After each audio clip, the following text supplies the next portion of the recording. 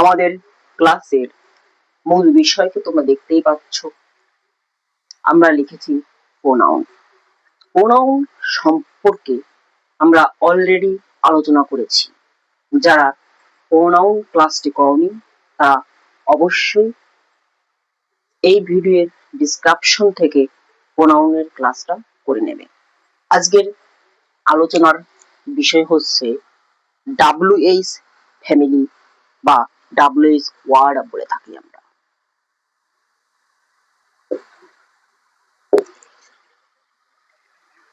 WH family বা WH word কোনগুলো? কিন্তু স্যার এখানে প্রশ্ন হচ্ছে, আমরা এখানে লিখেছি প্রোনাউন, ইন্টারোগেটিভ অর রিলেটিভ, দুটোই প্রোনাউন।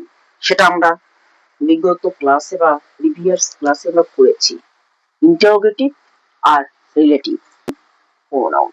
ওকে, তাহলে স্যার ইন্টারোগেটিভ এর ভিতরে WH ফ্যামিলি আর রিলেটিভের ভিতরে রয়েছে কিছু WH ফ্যামিলি। WH ওয়ার্ড দিয়ে যেগুলোই হচ্ছে সেগুলোকে WH ফ্যামিলির অন্তর্গত বা অন্তর্ভুক্ত হয়ে থাকে। তাহলে দেখো ইন্টারোগেটিভে কি লিখেছে এখানে, আর ইউজ টু আস্ক কোশ্চেন, অর্থাৎ প্রশ্ন করতে ব্যবহার করা হয় এমন ওয়ার্ড গুলোকে আমরা WH ওয়ার্ড বলে থাকি।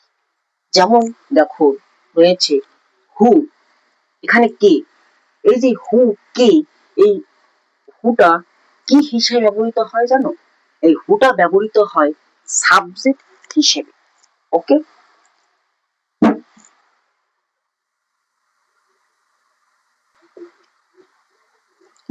এই হু ব্যবহৃত হয় কি হিসেবে স্যার?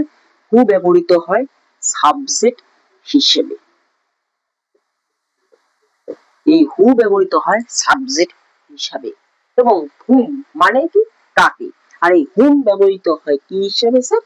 অবজেক্ট হিসেবে।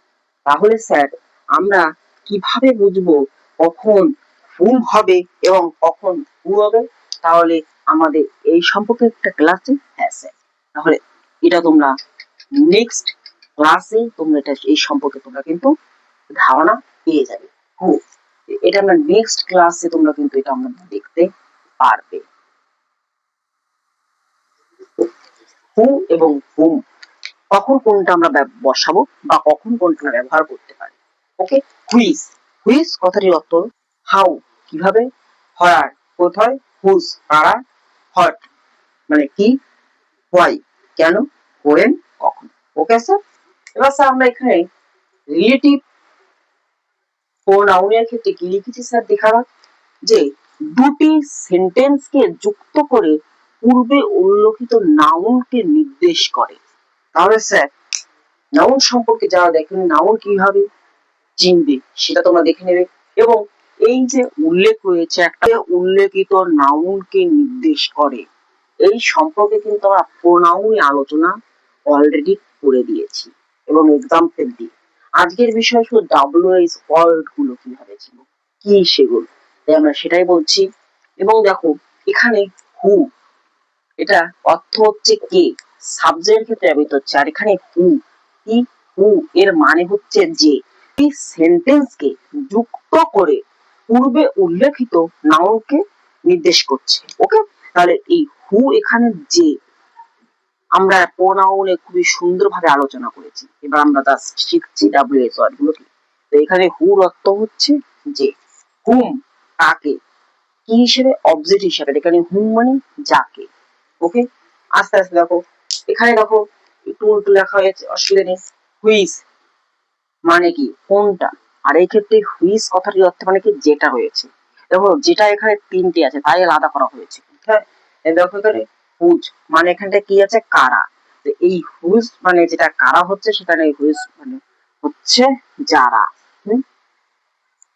আর এখানে দ্যাট এবং হট, এই তিনটের মানেই কিন্তু যেটা হয়। এবং যেটা তোমাদের main important note note down করে রাখো, যে দেখো সেম ওয়ার্ড কিন্তু অর্থ আলাদা। আমি লিখে দিচ্ছি, হ্যাঁ,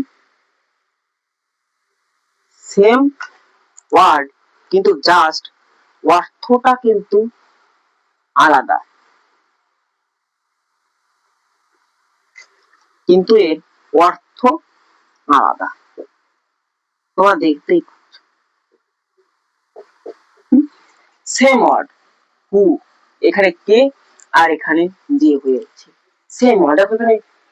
এখানে হুইজ যারা কারা, মানে কি এখানে রয়েছে যেটা, অর্থ আলাদা। আর এগুলো, এই যেগুলো দেখছো না, এগুলো very very important, very very important. কেন স্যার ইম্পর্টেন্ট? কারণ এগুলোকে আমরা সাধারণত বলে থাকি রিলেটিভ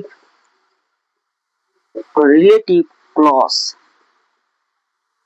ওকে স্যার, এগুলোকে আমরা সাধারণত কি বলে থাকি? Relative clause.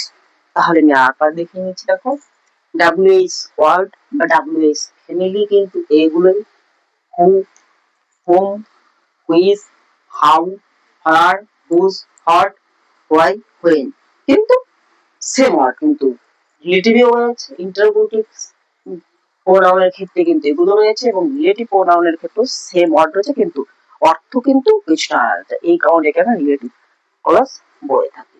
ওকে, তাহলে আজকের মধ্যে এখানেই শেষ করছি।